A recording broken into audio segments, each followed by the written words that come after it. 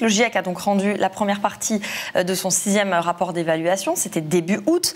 Un travail gigantesque de plus de 3 ans, 234 auteurs, 66 nationalités différentes, 1400 pages pour nous renseigner sur l'état actuel du climat.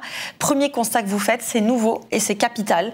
Vous soulignez qu'il est sans équivoque que les activités humaines ont réchauffé l'atmosphère, les terres et les océans depuis 3 siècles et le début de la révolution industrielle. Oui, ce 6e rapport est vraiment très très clair sur ce qu'on appelle l'attribution du changement climatique aux activités humaines ou aux activités naturelles, parce qu'on teste évidemment toutes les options.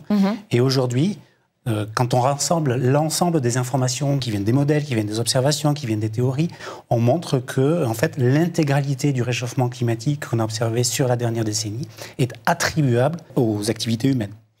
Et on va même plus loin, on dit que le réchauffement sur les 2000 dernières années est sans précédent.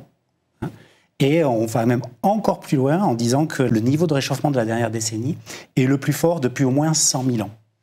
Ce qui montre en fait le caractère inédit. On rentre dans un territoire inconnu avec ces niveaux de réchauffement qui sont atteints et dont l'homme est 100% responsable. Ce rapport doit être pris comme, en fait, c'est un rappel à la réalité. Bon, on a parlé de mots d'alerte, d'urgence, mais c'est vraiment une claque. C'est un rappel à la réalité, c'est un coup de semonce qui doit normalement donner toutes les bases objectives pour l'action. Normalement. Normalement. Aujourd'hui, le changement climatique, on le vit, on le perçoit, c'est notre quotidien. C'est pas un paysage vers lequel on se dirigeait. C'est le quotidien des gens, le quotidien de la plupart enfin même pas de la plupart, de l'ensemble des populations planétaires. Parce que le changement climatique, on voit bien qu'aujourd'hui, en fait, c'est partout. C'est pas limité à certains endroits. L'empreinte des activités humaines sur le changement climatique est détectable, on la voit, sur l'ensemble de la planète.